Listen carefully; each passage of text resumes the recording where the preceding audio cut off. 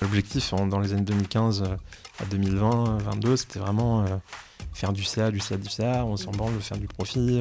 Et moi, j'étais obsédé par le profit, c'est-à-dire que j'étais en mode, mais comment on fait pour payer ça en fait, tu vois. C'est curieux cette méfiance autour de l'investissement financier. Alors qu'investir est tout simplement incontournable pour construire le monde de demain, quelle que soit la manière dont on l'imagine. Et vous savez quoi ?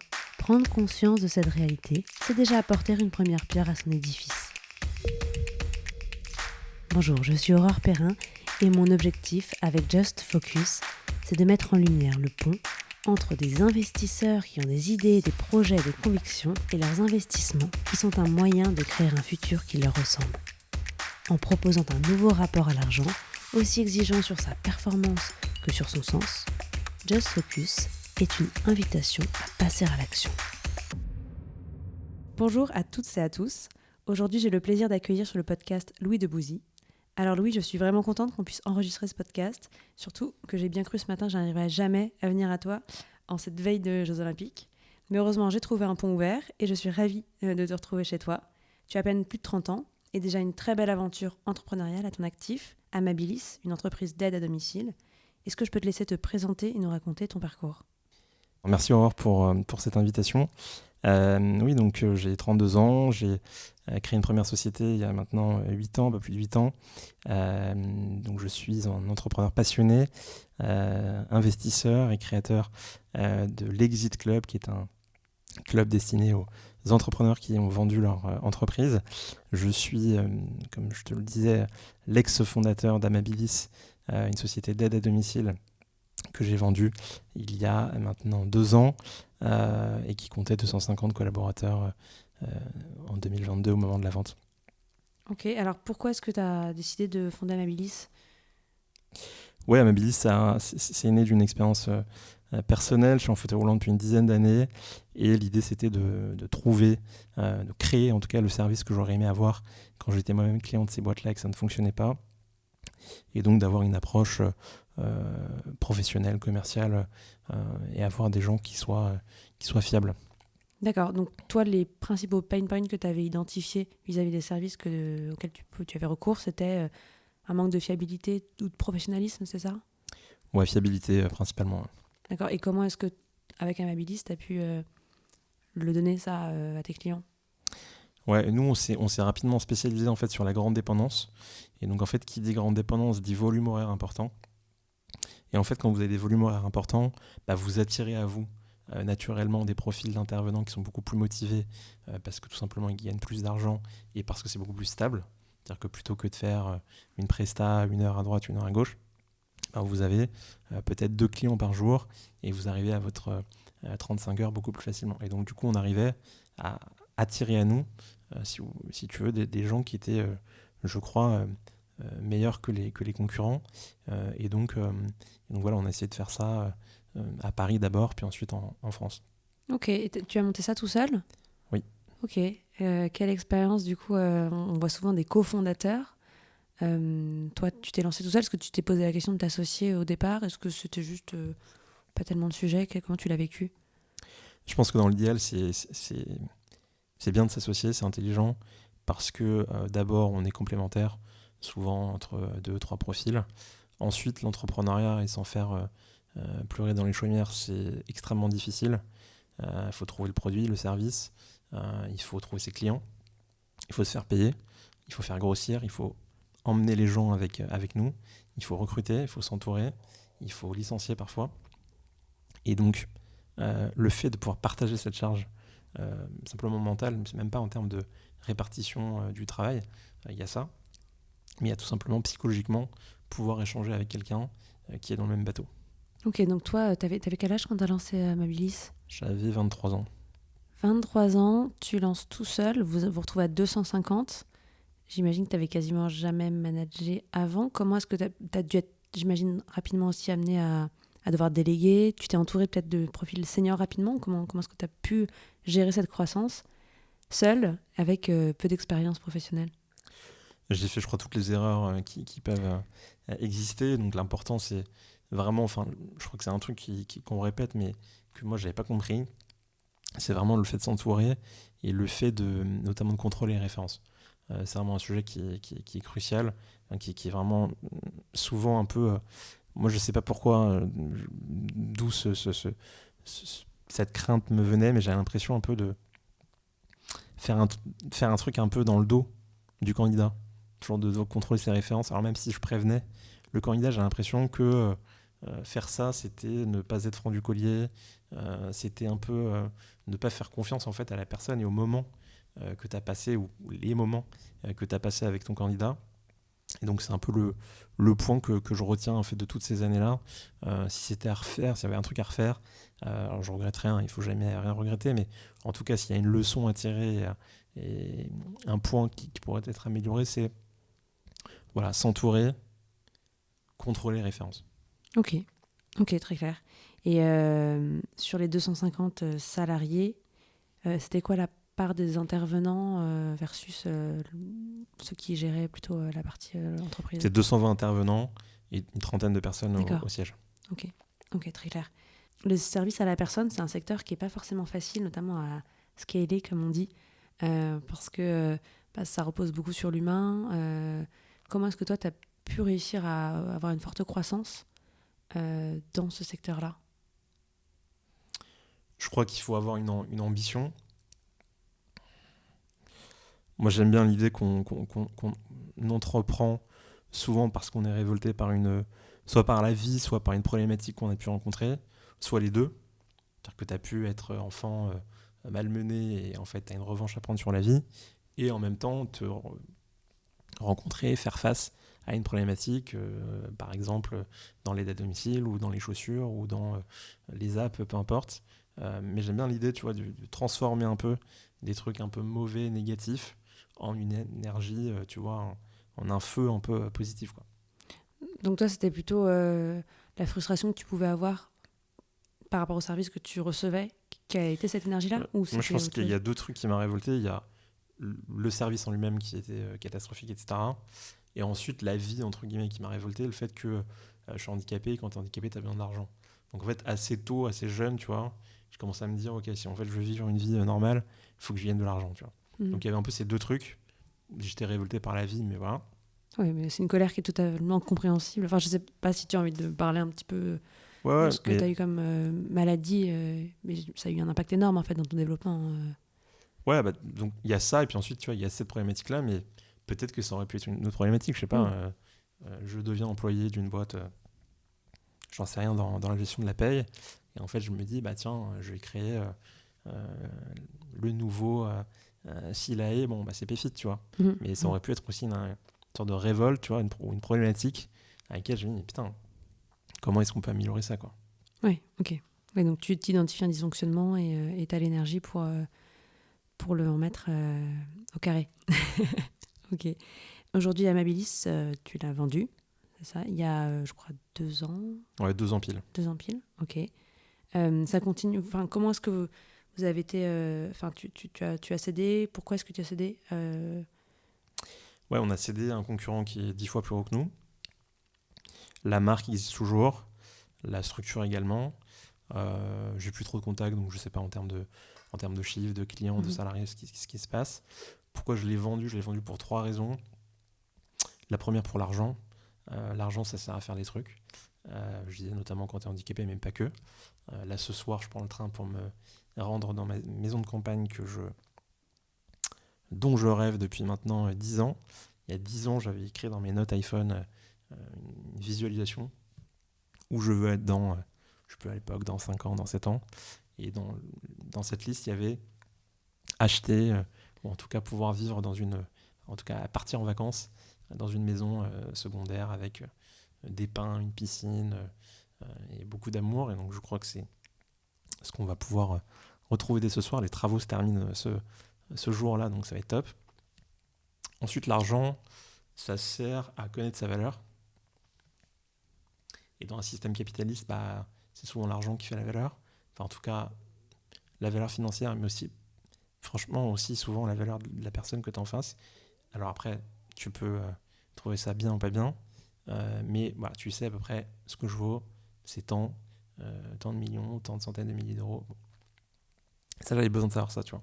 Parce que surtout, en fait, en sortant de Sciences Po, quand t'as tous tes camarades qui te disent, même ta famille, tes amis, pourquoi t'as fait Sciences Po pour lancer une boîte, pourquoi t'es pas consultant, pourquoi t'es pas banquier d'affaires, nous on touche tant, on fait ci, on fait ça, c'est comme à l'armée, à 30 ans on sera là, à 35. Tu vois, ça fait réfléchir. Mhm. Et tu te dis, ok, c'est quoi ma valeur en fait. Genre, bon. Donc ça, c'est la première raison, l'argent. La deuxième raison, c'est la stimulation intellectuelle, qui n'était plus là.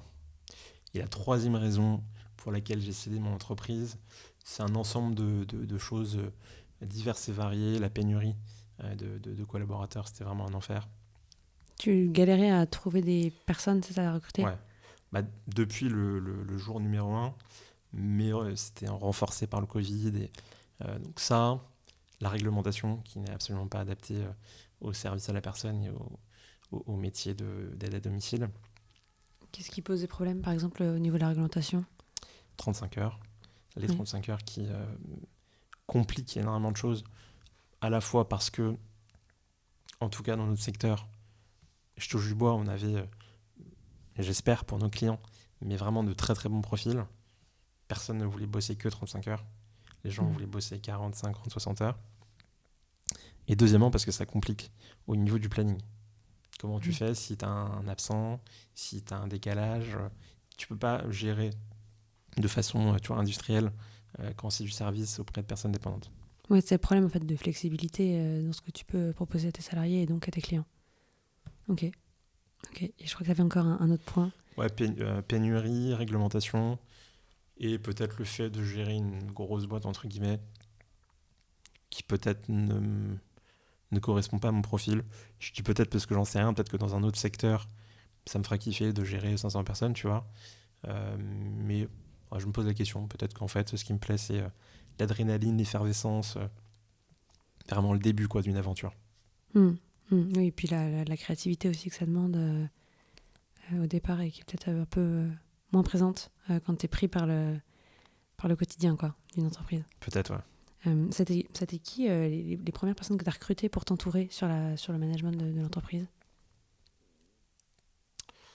C'était une assistante administrative. Oui. Ensuite, c'était un commercial. Mhm. Et en fait, c'était même une commerciale, la première personne. Ok. Et à destination des maisons. Enfin, Nous, nos clients, c'était les des médecins, particuliers? les Ah, infirmiers, d'accord. les assistantes sociales qui nous orientaient, nos clients finaux, qui sont les personnes en situation de handicap, les personnes âgées. Ok. Je me posais la question. Alors, il me semble qu'avec Amabilis, vous étiez quand même plutôt sur des personnes notamment atteintes de handicap ou des personnes âgées, c'était l'un ou l'autre? C'était les deux. C'était C'était les deux. principalement des personnes handicapées, c'est vrai. Mais ça pouvait être des personnes âgées aussi. Ouais. Et avec le vieillissement de la population qu'on connaît en ce moment, dans quelle mesure est-ce qu'une entreprise comme Amabilis a réussi à... est-ce que tu penses que vous avez réussi à craquer un modèle, une manière de faire qui finalement peut nous aider à accompagner ce vieillissement de manière plus efficiente que le faisaient les sociétés existantes? Ou est-ce qu'il y a quelque chose qu'on pourrait répliquer à plus grande échelle, par exemple, dans la manière dont on va accompagner des personnes qui ont besoin d'aide à domicile? Ça peut être sais pas. tu as la gestion des plannings, ça peut être des choses que vous avez mises en place qui ont particulièrement aidé. En toute modestie, je pense que c'est... on n'a pas craqué, tu vois, on n'a pas trouvé un modèle comme, tu vois, je sais pas, aux Pays-Bas, je crois, ils ont mis en place un système où en fait les auxiliaires de vie, les infirmiers sont en gros un peu leurs propres patrons, font leur planning, donc, et ça marche beaucoup là-bas.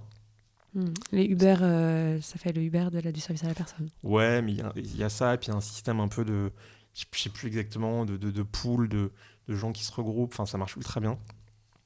Il y a des boîtes comme Allenvie, je crois, qui ont essayé de copier le modèle en France. Moi-même, nous-mêmes, on s'est posé la question si on voulait pas tenter un modèle comme ça, on l'a pas fait finalement.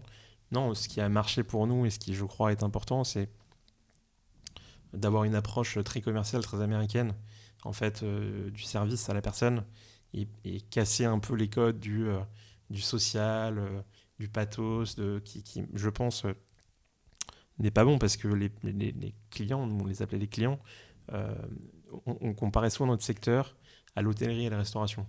parce que ça reste que ce soit handicapé ou pas handicapé. Bon, tu as besoin d'un repas, tu as besoin qu'on t'aide à aller faire tes courses, tu as besoin qu'on t'aide à t'habiller. Ça reste du service, tu vois. Et donc, moi, j'étais très marqué par mon expérience à New York. J'ai passé 1 an là-bas. Et vraiment, là-bas, ils ont une obsession pour le service.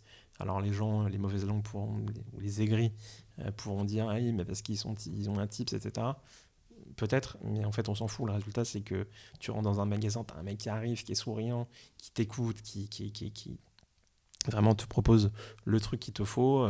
Le service est top au restaurant. Enfin, tu vois. Et ça, je trouve que c'est important d'avoir une approche un peu froide. Quand je dis froide, on s'entend, c'est-à-dire que les patients, les clients handicapés sont des clients et donc il faut, tu vois, être à leur service en mode. Et donc là, mettre beaucoup de chaleur, être souriant, être dans l'énergie, être fiable, être ponctuel, tu vois. Mais genre, ça, c'est un peu une approche un peu innovante qui, pour avoir fait beaucoup de boîtes, genre plusieurs dizaines de sociétés en tant que client, il n'y a pas eu tout ça, quoi. Il n'y avait pas, tu trouvais, le sourire et la bonne volonté, Il n'y avait quoi. pas cette énergie, il n'y avait pas Il y avait cette cette énergie, ambition, ouais. il n'y avait pas cette envie féroce de gagner de l'argent et donc du coup de servir son client Mm. en étant obsédé par la qualité, enfin tu vois. Ouais, en fait, c'est ça. Derrière, c'est l'obsession aussi de l'expérience utilisateur, l'expérience client, et qu'on retrouve effectivement très américaine à la source, mais qui fait le succès de grosses entreprises qu'on connaît tous. Ouais.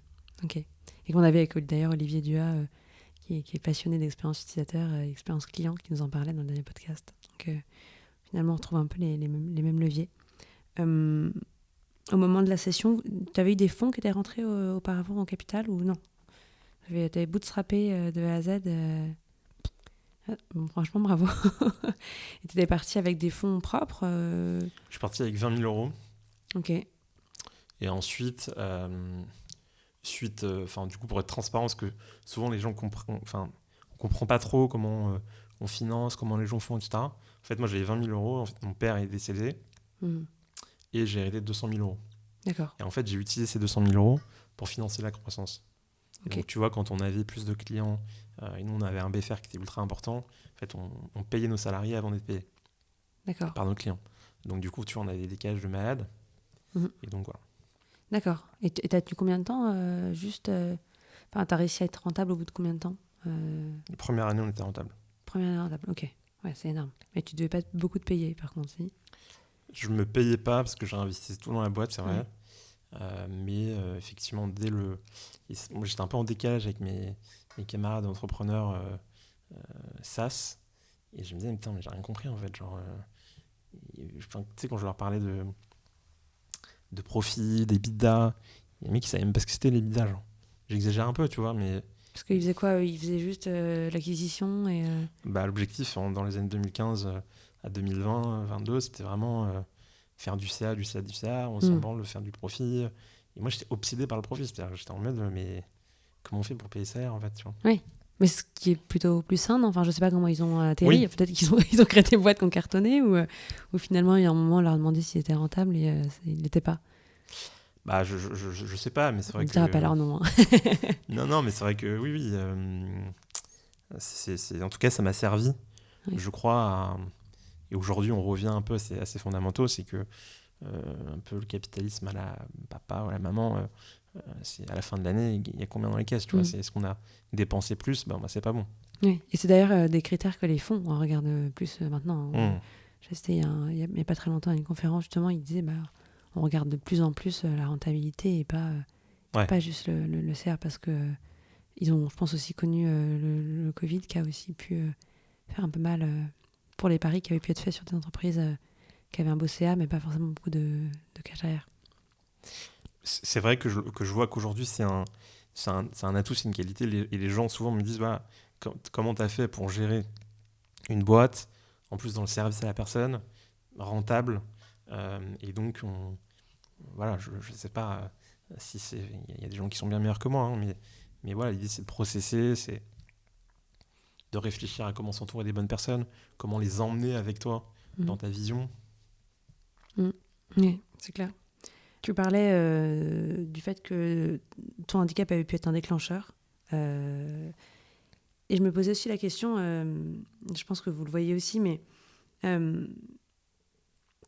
je trouve qu'il y a beaucoup cette image de l'entrepreneur sur LinkedIn qui fait des Ironman, qui est là avec sa routine, morning routine, à courir 25 km tous les matins et compagnie. Et en occultant parfois un peu les limites que toute personne a, hein, y compris ceux qui font des Ironman physiques et autres. Et je trouve ça assez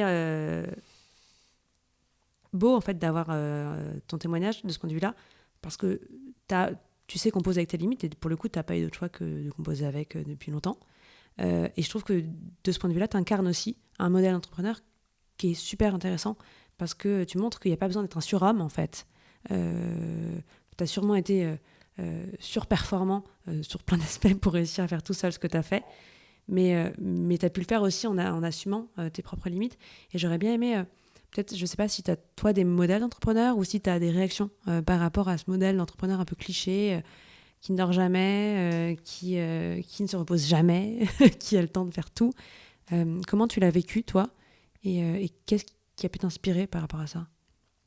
Je pense que pour être un entrepreneur, il faut être un homme ou une femme avec une ambition, avec une énergie, une détermination. Donc je sais pas, peut-être que mon handicap effectivement a nourri un peu cette détermination, cette résilience, cette ambition, bon, et que j'ai voulu consciemment ou inconsciemment compenser cet handicap, je sais pas. Est-ce que j'ai des modèles moi, mes modèles, c'était plutôt justement des entrepreneurs qui étaient là-dedans. Okay. C'est-à-dire soit des mecs à l'ancienne comme François Pinault qui explique qu'il faut renifler les gens, ou comme Tapi qui explique qu'il faut avoir une envie féroce de gagner beaucoup d'argent, sinon ça sert à rien, quoi. Ça sert à rien de créer une boîte. Donc moi j'étais plutôt dans le truc où je cherchais des gens qui me secouaient, me disaient en fait si, tu dois bosser 30 heures par jour, tu vois. Bon, évidemment le danger de ça c'est que c'est pas possible, que ça peut créer beaucoup de frustration. J'ai des gens qui disent mais putain je comprends pas, je dors plus et ça marche pas. J'ai pas de clients, j'ai pas de salariés. Bon. Alors ça peut créer beaucoup de frustration. Je pense que l'important c'est quand même d'inspirer les gens. Donc voilà, si t'es inspiré par François Pinault ou si t'es inspiré par une nana qui fait un Ironman, on s'en fout, mais voilà, il faut trouver des gens qui t'inspirent. Je pense qu'on va pouvoir passer à la seconde partie bientôt. On va parler avec Souleymane Jean Galadima qui va nous rejoindre de manière plus concrète de tes sujets financiers. Bonjour Louis, on a chez Sapiens souvent l'occasion de rencontrer les entrepreneurs un peu après leur session. C'est toujours un grand moment de vide qu'ils avaient souvent mal anticipé. Et donc ma question elle est assez directe, c'est comment as-tu vécu cette session, ce cash-out, alors à la fois le changement professionnel et aussi cette arrivée d'argent substantiel dans ta vie? C'est paradoxal, à la fois j'étais soulagé, heureux, excité, et en même temps j'étais, en tout cas, comme si mon inconscient n'était pas d'accord avec la signature volontaire que j'avais apposée en bas du contrat de cession. Que tu bosses pendant 7 ans, 15 ans, 30 ans, parfois même plus, sur ton entreprise qui devient en fait une extension un peu de ton identité. Et donc vendre, céder ton entreprise, c'est comme si tu te séparais d'un bras ou d'un membre. Et donc évidemment, c'est pas forcément naturel. J'ai rencontré beaucoup d'entrepreneurs et beaucoup de banquiers ou de gens qui travaillent avec des entrepreneurs qui ont vendu. Et en fait, j'étais étonné de voir que c'est très fréquent. Les gens qui parlent de 8 personnes sur 10, 8 entrepreneurs sur 10 qui tomberaient dans une espèce de dépression assez sévère et peu traitée, peu adressée par le marché. Et surtout que c'est en fait une dépression compliquée à aborder vis-à-vis de son entourage parce qu'on s'imagine qu'on est de fait millionnaire et que donc tout s'ouvre à nous et que c'est difficile en fait d'accepter une forme de peut-être de tristesse ou de dépression. Comment toi, ton entourage, tes amis, comment tu as géré cette partie, ces moments?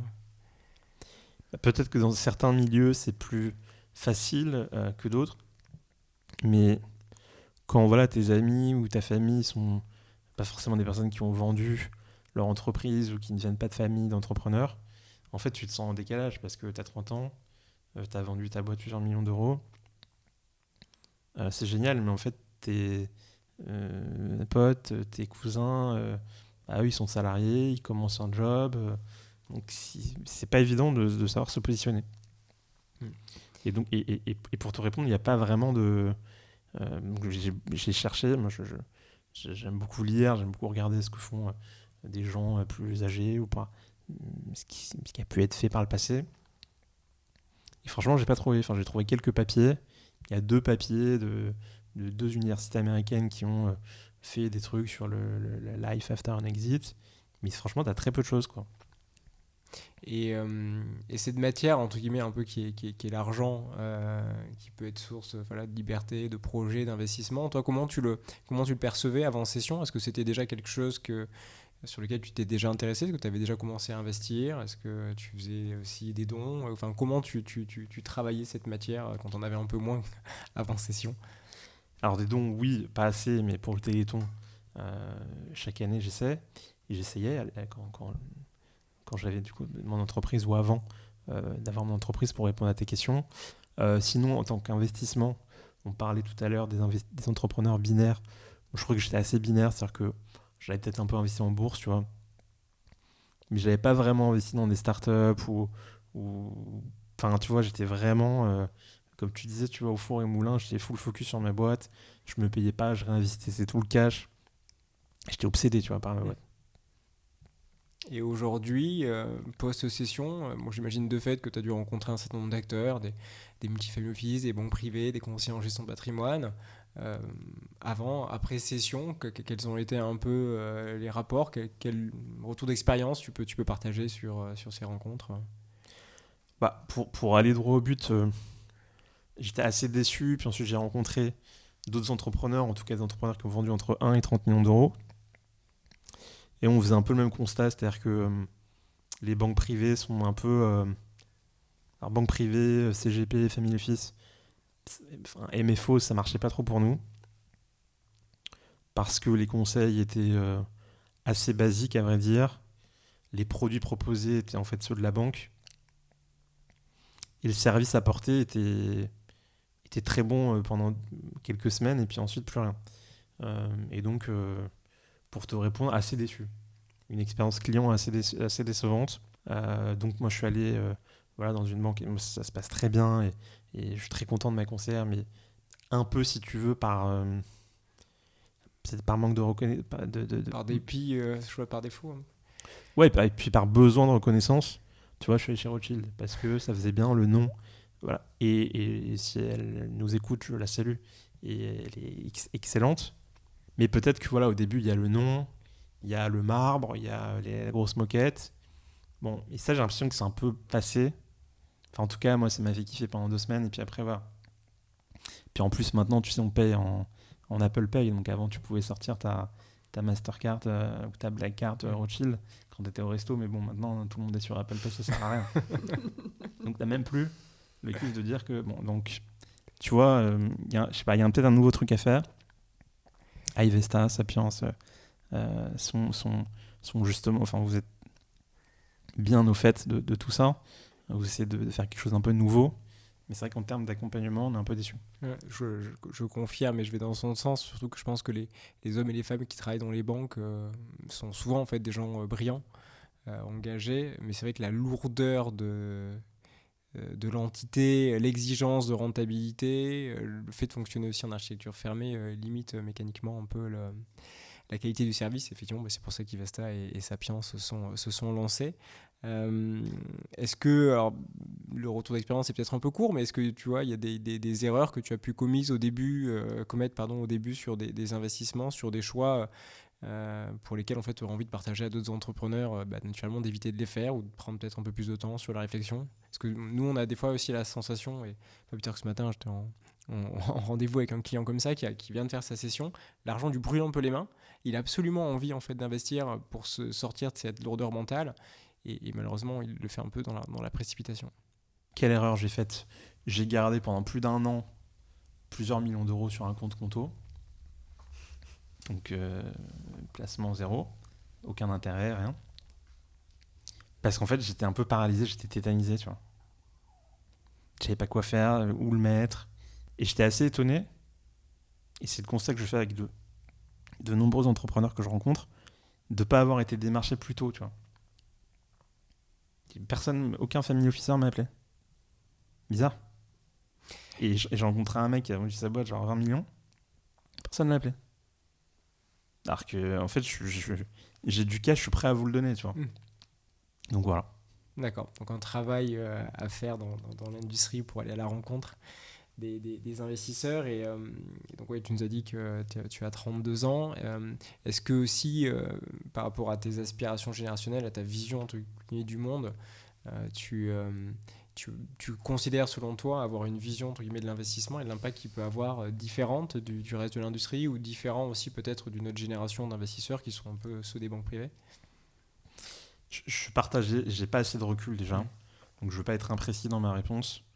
J'ai envie de dire oui, que en étant jeune, on est plus familiarisé, sensible à des thématiques d'écologie, de justice sociale.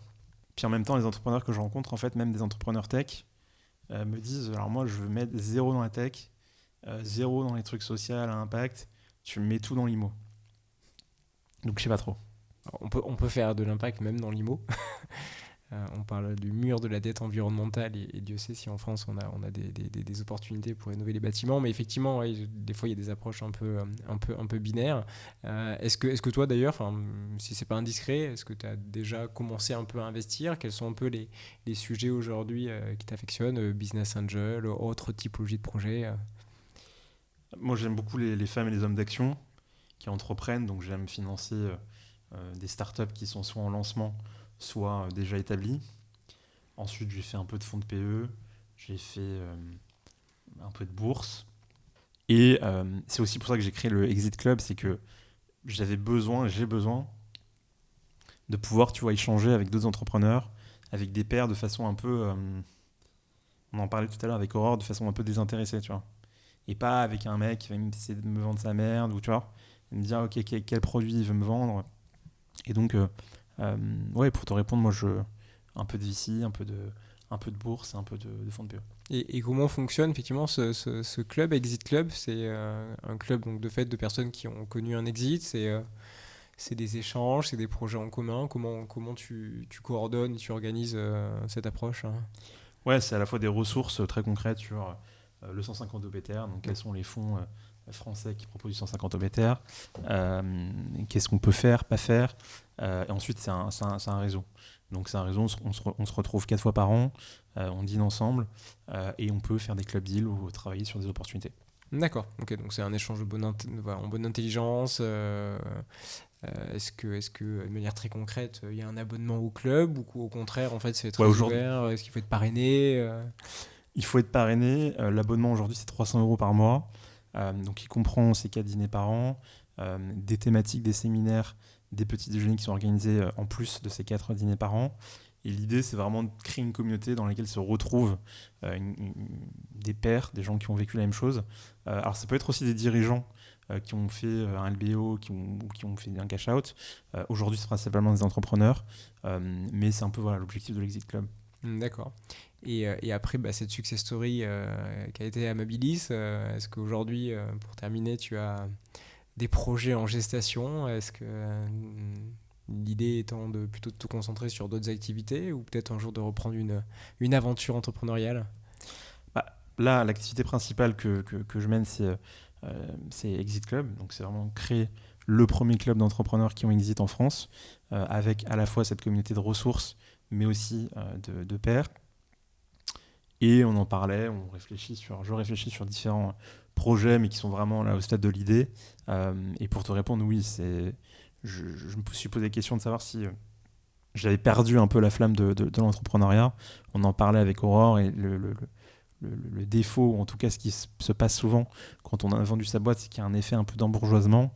Et puis voilà, on se comporte un peu en dilettante, on a envie d'y retourner, pas y retourner, on ne sait pas, on veut pas. Et là, je sens que moi, la flamme de l'entrepreneuriat, de l'ambition, de l'envie de créer, d'emmener les gens avec moi, me brûle à nouveau. D'accord.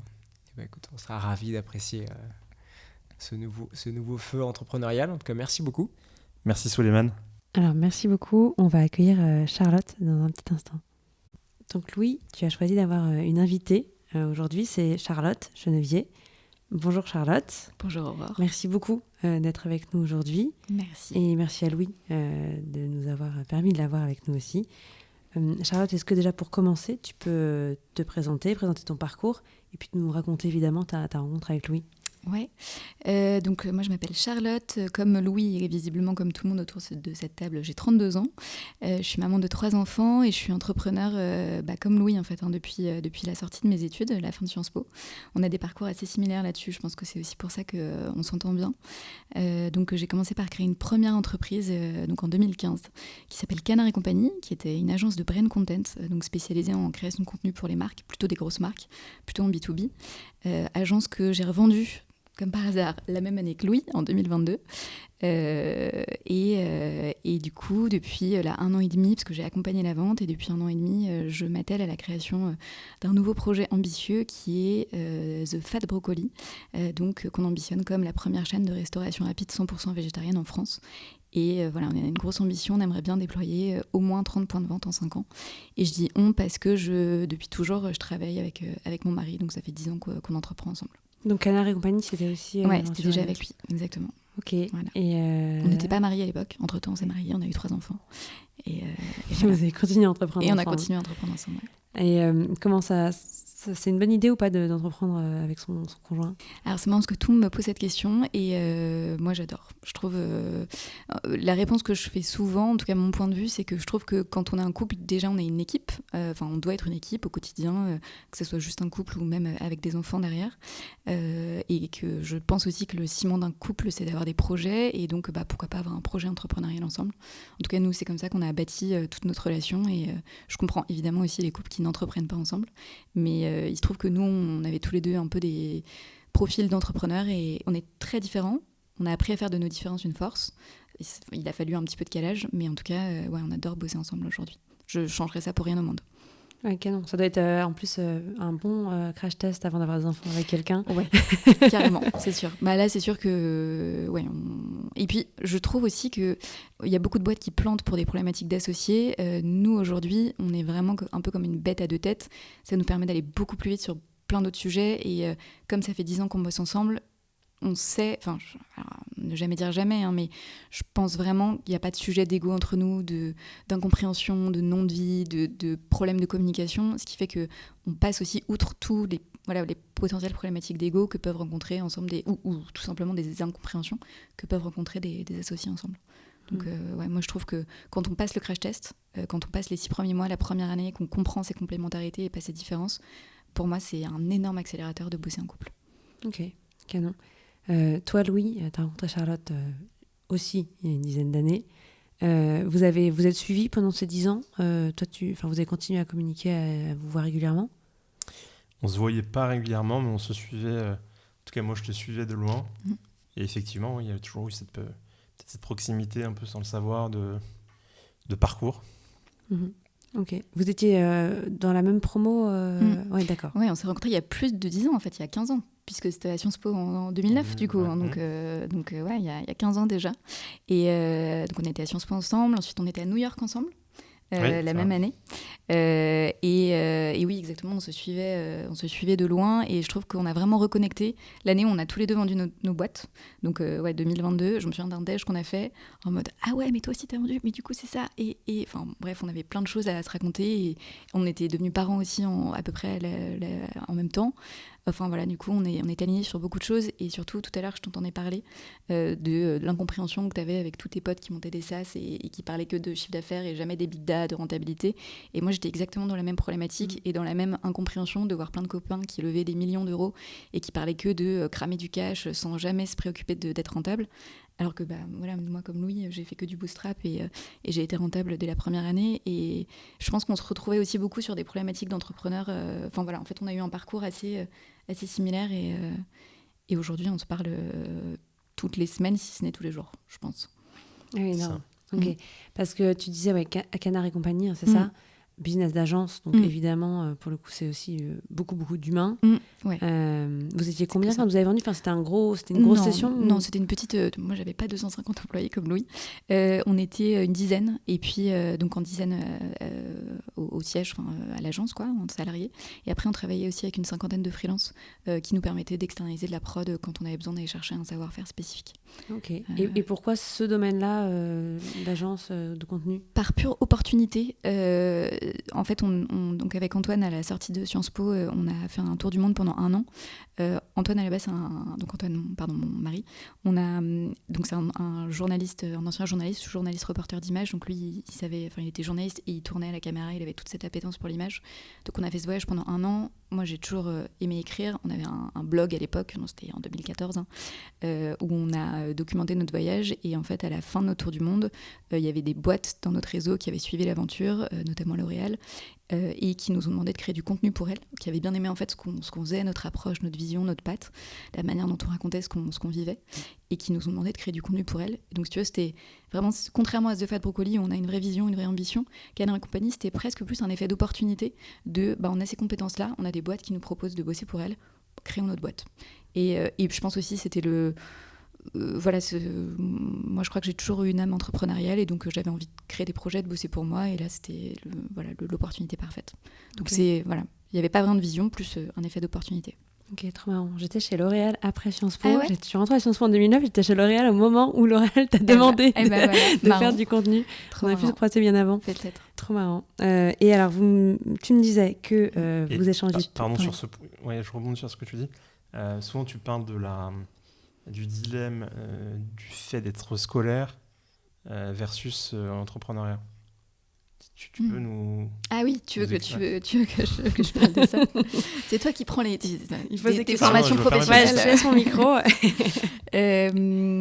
Oui. Alors attends, je sais pas exactement sur quoi tu veux m'emmener, mais en gros, moi, je suis quelqu'un de très académique, très scolaire, très bon élève, voilà. Mais en fait, aujourd'hui, j'apprends à en faire une force. En fait, ça m'a souvent un peu obsédée en me disant il faut que j'arrive à sortir de ce carcan de... je trouve que c'est très féminin aussi, un peu les femmes, la bonne élève, la petite fille, il ne faut pas en faire trop, il ne faut pas trop déborder, il ne faut pas trop se mettre dans la lumière, il ne faut pas trop faire parler de soi, etc. Donc ça, je me bats un peu contre ça. Et je crois que plus les années passent, plus j'arrive à m'extraire de ce sujet. Après, je garde quand même ce truc de bon élève parce que, tu vois, c'était marrant, je vous entendais parler avec Souleymane sur...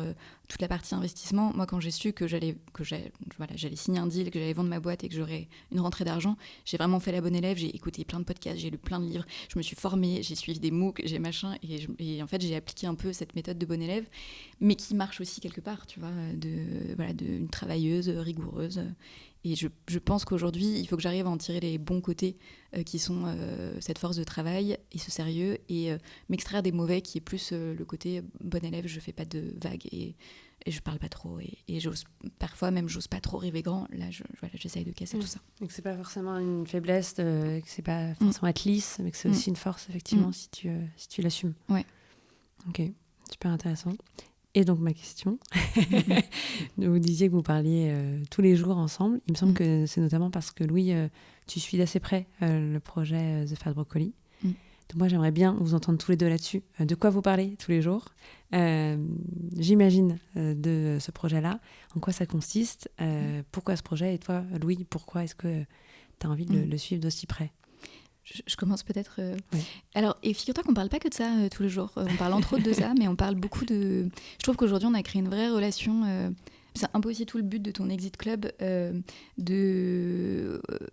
c'est pas facile de trouver des personnes qui peuvent comprendre ce qu'on vit, à la fois en tant qu'entrepreneur, en tant qu'investisseur, en tant que parent aussi aujourd'hui. Enfin, voilà, c'est pour ça que je trouve qu'on est aligné sur beaucoup de choses. Et donc, en plus, dans cette phase de transition, on a tous les deux vendu nos boîtes, on recrée des business, on se pose des questions, donc on échange beaucoup aussi sur nos réflexions, nos interrogations, et aussi sur des conseils. Moi, j'aime beaucoup, Louis c'est un vrai chasseur de tendances, il fait beaucoup de veille, il lit beaucoup de choses, et donc il m'envoie très souvent tiens, j'ai vu cette info-là, plein d'infos. Je trouve ça très... ça me nourrit beaucoup. Donc ça c'est très chouette, parce que si on parle vraiment que de The Fat Broccoli, ça m'inspire. Et donc après, pour présenter un petit peu le projet, donc The Fat Broccoli, ce que je te disais tout à l'heure, on ambitionne d'être la première chaîne de restauration rapide 100% végétarienne. On ne s'adresse pas que aux végétariens, pas du tout, hein, c'est 3% du marché en France, donc c'est pas du tout le sujet. L'objectif, c'est d'attirer les gens parce que on a une proposition qui est évidemment hyper bonne dans les goûts, mais on a aussi pour ambition de créer une marque un peu détonnante, un peu impertinente, qui vient casser les codes un peu lisses, voire moralisateurs de la restauration, notamment de la restauration végétarienne. Mais pourquoi on a voulu créer ça ? Nous, parce que avec Antoine, en 2020, quand on est devenu parrain pour la première fois, ça nous a un peu apparu comme une évidence qu'on avait envie que notre métier contribue d'une manière ou d'une autre à créer un avenir serein pour nos enfants. En fait, en se renseignant un peu, et aussi parce que c'était c'était un secteur qui nous attirait, on s'est rendu compte que l'alimentation aujourd'hui, et notamment décarboner son alimentation, végétaliser son alimentation, c'est le levier le plus puissant pour réduire les émissions de gaz à effet de serre à l'échelle mondiale. Si on réduisait tous notre consommation de viande à 3 fois par semaine, en gros, si je schématise très très grossièrement, on pourrait réduire de 8,5% les émissions mondiales, donc c'est quand même énorme. Sauf qu'aujourd'hui en France, on est encore très très à la masse sur inventer des choses qui soient bonnes, qui soient fun, qui soient sexy autour du légume. On est beaucoup sur la fausse viande, on est beaucoup sur les falafels, sur la tomate mozza. Moi j'en ai marre de bouffer des tomates mozza tout le temps. J'ai rien contre, mais c'est pas comme ça qu'on peut se nourrir tous les jours, ou qu'on peut dire aux gens arrêtez de manger de la viande et manger des tomates mozza. Et donc c'est pour ça qu'on s'est dit on va la créer nous en fait, on va créer cette chaîne-là, on va créer cette marque-là. Et encore une fois, l'objectif c'est pas du tout de dire aux gens d'arrêter de manger de la viande, c'est juste donc j'ai oublié aussi de préciser que c'est un business de take-away, un business de la pause déjeuner. L'objectif c'est d'être dans tous les quartiers d'affaires, dans tous les endroits de flux, donc dans les gares, dans les musées, évidemment au pied de tous les quartiers d'affaires de toutes les grandes villes de France, pour sur la pause déj manger quelque chose de 100% légumes mais qui soit hyper bon. Et donc c'est plutôt des sandwichs Ça va être des sandwichs, des plats, des salades, mais des trucs avec beaucoup de sauce, avec beaucoup d'assaisonnement, très travaillé, très bon. Évidemment une carte de saison locale qui tourne tous les mois, origine France. Voilà. Ok, canon. Et donc Louis, alors il y a une partie de ma question qui te concernait. Toi, pourquoi est-ce que tu as retenu ce projet-là? Qu'est-ce que tu as fait avec Charlotte sur The Fat Broccoli et comment tu le suis aujourd'hui? Ouais, moi j'ai investi dans The Fat Broccoli pour 3 raisons, si on peut les résumer. D'abord parce que Charlotte et Antoine sont ambitieux. Ils ont envie de faire quelque chose, je crois, d'excellent et de grand. Et je crois que c'est quand même le point de départ quand on lance une boîte. Si tu lances une boîte pour être petit, faire ça comme ça de temps en temps, bon, moi c'est pas ma conception de l'entrepreneuriat. J'ai rien contre et je respecte les gens qui ont cette approche-là, mais moi ce qui me plaît c'est d'avoir envie d'exceller, d'avoir envie d'être le meilleur dans son domaine, d'apporter quelque chose, tu vois. Ça peut être, tu vois, à échelle de son quartier. Ça peut être, je sais pas, je veux être le meilleur coiffeur de ma rue ou de mon quartier ou de ma ville. Mais il faut que tu aies un minimum d'ambition. Il faut que tu aies cette envie d'atteindre, en tout cas, ou de tendre vers une certaine excellence. Donc, c'est la première raison. La deuxième, c'est que c'est un projet qui a beaucoup de sens, qui a un impact concret sur la vie des gens. Et en fait, moi, ce qui me saoule un peu, c'est qu'on parlait tout à l'heure du côté social, du pathos, machin. Et j'écoutais un podcast qui est excellent de Silicon Carnet, je sais pas si tu connais, avec notamment Jean de la Roche-Brochard et Charlie Perrault. Et effectivement, en fait, aux États-Unis, personne ne parle d'impact, personne ne parle de social, enfin tout le monde s'en fout. Et en fait, le but, c'est gagner de l'argent. C'est bien, c'est pas bien, je sais pas, mais en tout cas, moi, je trouve ça plus sain. Tu vois, je trouve ça plus simple plutôt que de faire semblant de dire qu'on va sauver les handicapés, les gentils, les vieux. Enfin, tu vois, ça me saoule. Parce que souvent, ça marche pas. Et je préfère un modèle où tu es au clair avec toi-même, tu es en accord avec toi-même, tu as envie de gagner de l'argent, tu as envie d'avoir de l'impact. Et je trouve que du coup, The Fat Broccoli fait ça. C'est-à-dire qu'à la fois, il y a une ambition très commerciale, mais aussi une ambition qui, j'espère, je crois, va avoir un impact sur les générations à venir. Moi, j'ai pas encore réussi à adopter un rythme de vie aussi sain que celui de Charlotte, mais j'essaie à mon petit niveau d'améliorer les choses. Et en fait, on est en pleine période d'instabilité politique. Et depuis qu'on est, je sais pas pour toi Charlotte, mais moi j'ai toujours été intéressé par la politique, par l'impact que les êtres humains peuvent avoir sur la société, sur l'humanité. En fait, la question, ça a toujours été, est-ce que je m'engage ou est-ce que j'entreprends dans quel domaine, tu vois, entre ces deux options, laquelle aura le plus d'impact sur mon environnement. Alors, moi, de façon très égoïste, au départ, c'était pour gagner de l'argent. Je voulais gagner de l'argent parce que je t'ai expliqué que quand j'avais 16 ans, j'ai commencé à me dire, ok, mais si je veux vivre comme les gens normaux, il me faut de l'argent. Sachant que tu as quand même monté un business qui a du sens. Enfin, tu vois, il y a des gens qui, quand ils veulent gagner de l'argent, font des trucs qui sont quand même nettement moins bienfaisantes pour la société, a priori. Peut-être, et j'espère pour nos clients, et je crois qu'on a fait quelque chose de différent. Mais en tout cas, le point de départ, c'était quand même l'argent. C'était pas, je veux changer le monde, je veux aider les gens. Il se trouve que c'est un truc vers lequel je suis allé naturellement, parce que c'est une problématique que je rencontre au quotidien. Mais donc, bref, je suis trop long. Donc, première raison, l'ambition de Charlotte et Antoine, l'impact que ce projet a. Et en fait, ce qui me plaît, c'est que c'est pas un impact pipeau. Je sais pas, il y a une étude qui est sortie. Je trouve que 80% des fonds, en fait, qui disent faire de l'impact, en fait, sont ces bidons. Ils font pas... Je sais pas si c'est 80%, mais enfin, genre, vraiment un chiffre... une très très forte majorité. Mais oui, il y a plein de manières de raconter l'impact et de mesurer. Et c'est un domaine qui est en cours de structuration, donc c'est pas facile. Et le troisième point, c'est l'identité. Moi, ce qui me plaît en fait dans les projets, c'est les projets qui ont une forte identité, qui sont uniques, Moi, j'ai besoin que ce soit authentique. J'aime aussi le côté un peu provoque. Ça me saoule, tu vois, le politiquement correct. Moi, ce qui me plaît, c'est d'aller à l'essence, tu vois, des choses. Et je trouve que dans le marketing adopté par The Fat Broccoli, il y a cette idée de vouloir provoquer, mais pas juste provoquer pour être méchant ou pour satisfaire ces petits besoins comme ça, instinctifs, ça fait du bien, tu vois, dans le ventre de faire du mal aux gens. Non, mais de secouer les gens.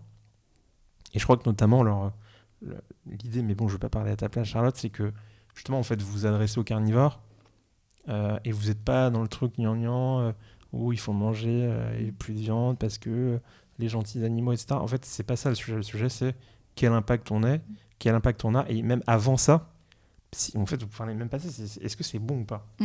Exactement. Et c'est quand même le constat qu'on fait. Moi, je suis passionné de bouffe. Et c'est vrai que souvent, il y a eu des tentatives. Alors, on peut citer des choses qui marchent très bien, qui sont très bonnes. Il y a Plan D, je ne veux pas citer tes concurrents, mais... ils ouvrent la voie, donc au contraire, voilà. C'est super. Et donc, eux, c'est top ce qu'ils font, etc. Mais c'est vrai que souvent, les offres, l'alternative, en tout cas proposée à la viande, sont assez décevantes. En termes de goût, et même en termes de discours, on a l'impression d'être parfois un peu embrigadé dans un truc un peu politique, etc. Alors qu'en fait, on veut juste manger, quoi. Exactement. Tout compris. Tu peux nous parler un peu de ce ton ? Moi, ça me donne envie d'en savoir un peu plus. La question de est-ce que c'est vraiment bon ? Vous posez la question de savoir est-ce que la viande qu'on vous propose, par exemple, en distribution, après tout, elle n'est pas si bonne que ça. C'est ça l'idée ou... Non, c'est vrai que si on pose la question comme ça, le jambon de ton sandwich au jambon dans la gare, peut-être que c'était pas la peine. Exactement, Okay. C'est exactement ça, t'as tout compris. Et c'est aussi pour ça qu'on adresse en particulier la pause déjeuner et que peut-être qu'un jour on créera quelque chose plutôt le soir. Mais on s'est aussi dit que tu vois, les moments festifs où t'as envie de manger de la viande, t'envoyer une belle côte de bœuf, ça va être plutôt le soir, au resto. En revanche, on s'est tout de suite dit, en fait, vraiment, le midi...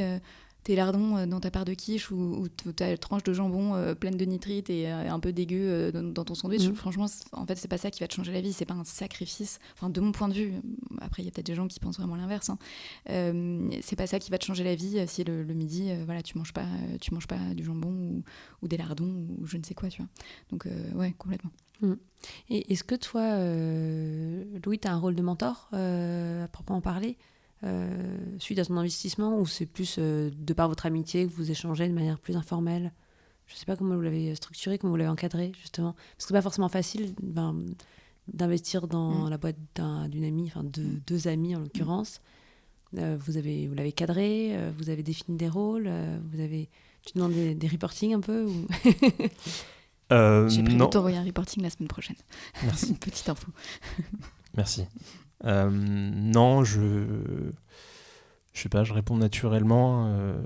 Non, enfin, ça se fait comme ça, simplement, naturellement. On n'a pas cadré, rien. Enfin, je te parle comme si je parlais à une amie. Alors peut-être que du coup, comme j'ai mis de l'argent, j'ai un intérêt plus que... Mais oui, enfin, j'en sais rien, peut-être, mais je crois pas. En fait, ça me plaît vraiment, l'action. Je sais pas si c'est un truc, je sais pas si ça vient de mon entourage familial, de mon handicap. On parlait tout à l'heure de l'envie, c'est ce besoin irrépressible de compenser ce niveau de handicap par notamment de l'action et par être dans l'action. Et donc, je sais pas, donc c'est peut-être que c'est ça qui me fait kiffer dans le fait d'accompagner des entrepreneurs, des femmes, des hommes d'action. Donc j'accompagne des gens dans lesquels j'ai pas mis d'argent, où j'ai aucun intérêt. Après, voilà, j'apprécie particulièrement Charlotte, son intelligence, sa vivacité d'esprit.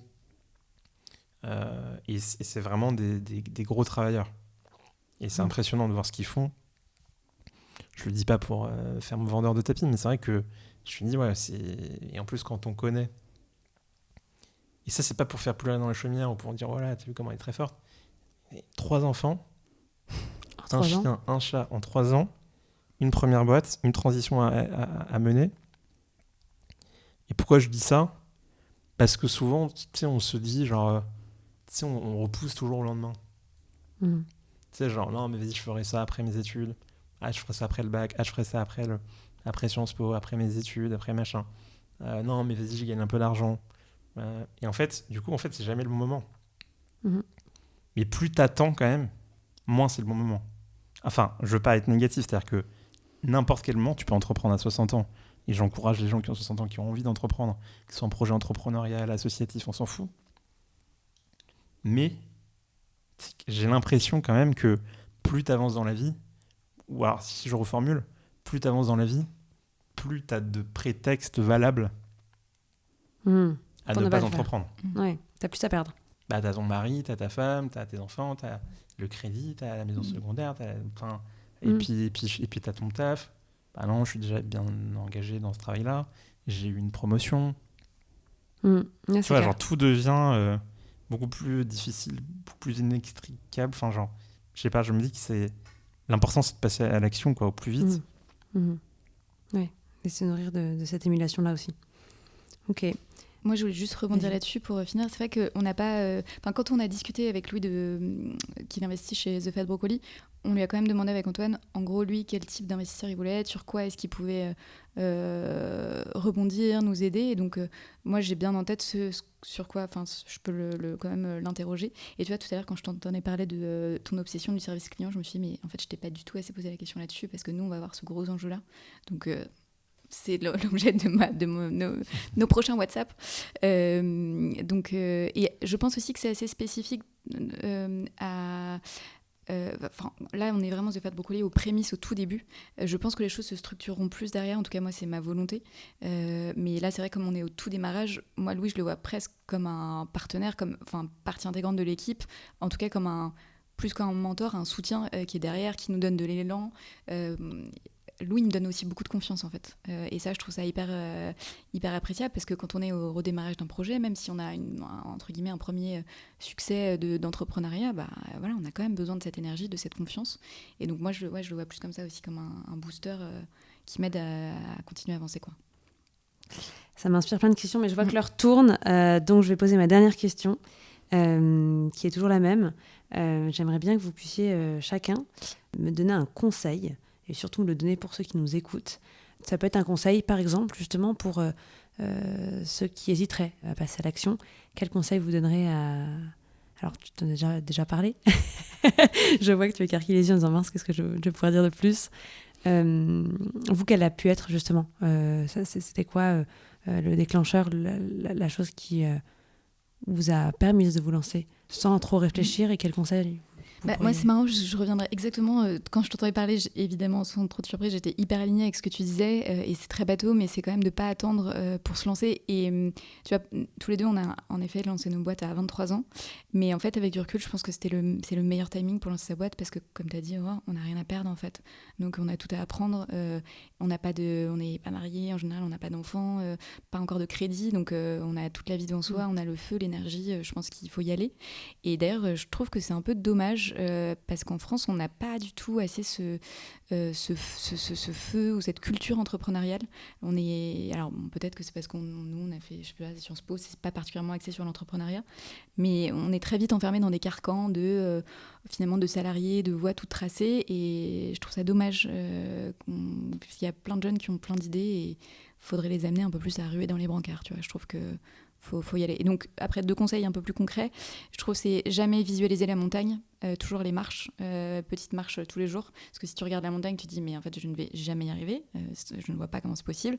Mais en fait, la montagne, tu oublies que tu la gravis en 8 ans, 10 ans, 15 ans, 20 ans, tu vois, alors que ta petite marche tous les jours, c'est OK. Et le deuxième conseil que moi, je donne beaucoup, encore une fois, c'est vraiment un avis très personnel, je pense qu'il faut vraiment faire du travail pour bien se connaître soi-même. Moi, je le rabâche ça beaucoup. Connaître ses forces, connaître ses faiblesses, parce que dans l'entrepreneuriat, c'est hyper dur. Et donc, il faut voir où sont nos potentielles failles. On en a forcément. Avec qui est-ce que, du coup, on a besoin de s'associer pour complémenter ces failles. Sur quoi est-ce qu'on est super bon ? Parce que moi, je suis vraiment de l'avis qu'il faut pousser ses forces et pas essayer de pallier ses faiblesses. C'est pas grave, ce dans quoi on n'est pas bon, on sera jamais bon dedans. Donc, on va pas le travailler. En revanche, pousser à fond ses forces, c'est aussi ça, en poussant ses forces, qu'on va amener de la force à son business. Donc, bien se connaître et pas regarder la montagne, mais voir les petites marches. Et puis se lancer à 20 ans. Voilà, mes conseils. Et toi, Louis ? Dans l'idée de passer à l'action, il y a il y a 2 points. Le premier point, c'est trouver l'énergie de passer à l'action. Et la deuxième question, c'est OK, mais pour faire quoi ? Alors, pour trouver l'énergie, je pense que j'aime bien l'idée d'essayer de trouver un sujet qui t'a révolté. J'en parlais ici avec Thomas Rebaud qui, lui, n'était pas d'accord avec ça. Et je n'ai pas la réponse, mais j'ai envie de croire que les bons entrepreneurs sont des entrepreneurs qui sont révoltés par quelque chose, de vrai ou pas.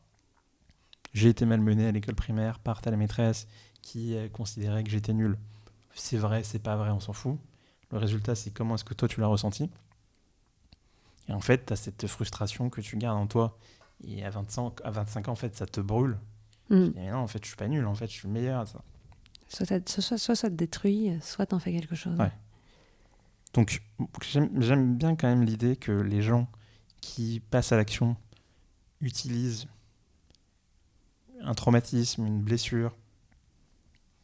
Mais encore une fois, et on en parle avec Thomas, voilà, lui me disait, tu crois que les mecs qui ont fondé Airbnb, ils ont une blessure, etc. Je sais pas. Alors, j'ai vu un podcast avec eux, avec l'un des fondateurs, où je crois qu'il expliquait justement qu'il avait une blessure. Enfin, mais bon. Je t'ai dit, j'ai raison, c'est bon. Un jour, j'étais dans un hôtel, il y a des Si Thomas, tu m'entends. Bon, non, mais ok. Et le deuxième point, c'est ok pour faire quoi ? Et donc là, pour faire quoi ? On en parlait tout à l'heure. Pareil, trouver une problématique que tu identifies au quotidien qui te pose problème, ou à laquelle tu es face. Moi, ça a été l'aide à domicile. Ça peut être, t'es gérant de paye et t'en as marre de Silay, ça marche pas. Tu crées Payfit. Je ne sais pas si c'est le cas je crois pas, de Guilain, l'un des fondateurs de Payfit. Mais ce que je répondrais, c'est comment faire pour trouver l'énergie ? Essayez de vous dire, ok, mais en fait, qu'est-ce que je vais apprendre un peu comme revanche sur la vie ? Qu'est-ce que j'ai envie de prouver ? Et en même temps, quand je dis ça, j'aime pas parce que c'est un peu négatif, tu vois. Pourquoi est-ce qu'on devrait prouver quelque chose ? Mais bon, en tout cas, ça a été un peu mon cas, c'est-à-dire, en tout cas, vouloir compenser. Peut-être l'idée de vouloir compenser un truc que t'as pas eu. Moi, dans mon cas, j'en sais rien. Si je t'ai dit, peut-être que c'est mon handicap qui fait qu'en fait, j'ai envie de compenser cet handicap en étant encore plus dans l'action. Et le deuxième point, c'est pour faire quoi ? Pour faire quoi, il faut vraiment, et c'est cliché de dire ça, et Mais c'est encore un truc sur lequel je travaille, tu vois. Faut-il avoir vraiment une problématique tu vois, pourquoi The Fat Broccoli, vous avez créé The Fat Broccoli, pourquoi Parce que vous vous êtes dit, ah putain, on aimerait trop se faire un sandwich vegan, mais en fait, on trouve pas. Ou c'est par opportunité? C'est les deux, non? Ouais, c'est les deux. En fait, c'est que d'abord, t'as un truc. Enfin, je pense que d'abord, t'as un truc qui te met l'idée en tête. Et à un moment, tu poses la question et tu dis, oui, en fait, il y a une opportunité. Enfin, Exactement, oui. Je réponds à ta Ça, place. c'est-à-dire que- oui, merci, Aurore, tout à fait. Oui, tout à fait. C'est que quand même, tu es obligé de valider derrière qu'il y a une opportunité et qu'il y a vraiment un marché, quoi. Ouais. Mais c'est pas une opportunité qui... de la même façon que tu me dis, bah, viens, on achète des panneaux photovoltaïques. C'est pas un truc qui nous révolte. Non, Enfin, c'est une clair, opportunité c'est clair. business qu'on identifie, Ouais, quoi. complètement. On posera la question. Il doit y avoir des gens qui sont révoltés par les panneaux voltaïques, ceci dit. Mais bon, on les invitera sur notre podcast. Mais j'aime bien cette idée-là, parce qu'en fait, moi, ce que j'entends dans la révolte, c'est le feu, c'est l'énergie, c'est l'envie de se dépasser, c'est l'ambition. Et donc, on a Révolte ou problématique que tu as vécu toi-même, tu vois. un truc, en tout cas, qui t'habite. En fait, moi, c'est ça que j'aime dans l'idée de la... En fait, dans l'idée de la révolte, ce que j'aime, c'est l'énergie dont tu parles, tu vois. C'est le flow, c'est le feu, c'est tout ça. Et oui, je suis un peu... En effet, nous, on était un peu vénères. Et alors, de là à dire qu'on était révoltés parce qu'on ne trouvait pas l'offre qu'on voulait, je ne sais pas si on était révoltés, mais en tout cas, oui, ça nous saoulait. Et du coup, ça a créé un feu, quoi. C'est venu alimenter un feu. Mais peut-être que, tu vois, le problème, c'est que tu n'as pas encore trouvé ce qui te révolte. De nouveau, là, pour ton prochain projet. Peut-être que tu devrais aller fouiller dans ta révolte. C'est vrai. Qu'est-ce qui te révolte en ce moment, Louis? Tu veux on va passer en mode divan, psychologie. Le podcast peut durer encore 4 heures. Continuez à nous écouter. Non, mais déjà, et pour conclure, non, ce qui me... Après, je peux pas dire que ça me révolte viscéralement. C'est pas une problématique viscérale comme celle que je vivais avec Amabilis, où le matin, en fait, à 8h, il y avait personne pour m'aider à me mettre sur le fauteuil. En fait, je restais dans mon lit jusqu'à midi. Bon, c'est viscéral. Et donc là, effectivement, tu as envie de plier le game en deux et de dire, en fait, c'est fini. Ça, personne ne vivra plus jamais ça. Et je vais vous montrer. Bon. Ok. Non, par contre, par rapport à l'Exit Club, je peux pas dire que c'est une problématique viscérale. En revanche, c'est une vraie problématique à laquelle j'ai été confronté quand j'ai vendu ma boîte. C'est il n'y a rien. Je trouve pas d'endroit pour parler avec d'autres mecs, d'autres nanas qui ont vendu leur boîte. Je comprends rien, 150 OBTR. Mon expert comptable, il comprend rien. Le banquier, il me vend ses 2 fonds, ok. Tous les invests que je rencontre, ils n'ont pas l'air de vraiment maîtriser le truc. Ils n'ont pas de track ou ils mentent à moitié. C'est pas vraiment le track du fonds 150 OBTR, c'est celui de... Ok. Et en fait, on ne sait pas où aller, tu vois. Donc ça, c'est une problématique vraiment forte. Et bref, on pourra en reparler des heures, mais je pense que quand même, il faut identifier quand on veut passer à l'action une problématique, un problème, une solution que tu vas apporter. Super, merci beaucoup à tous les deux. Merci aussi à Soleiman. Merci, et puis Aurore. à Merci très pour vite. votre invitation. Merci, Soleiman. Voilà, Just Focus, c'est terminé pour aujourd'hui. Un grand merci à Sapiens, premier family office digital qui a rendu possible sa réalisation. Si cet épisode vous a plu et que vous souhaitez le soutenir, il existe plusieurs manières de le faire.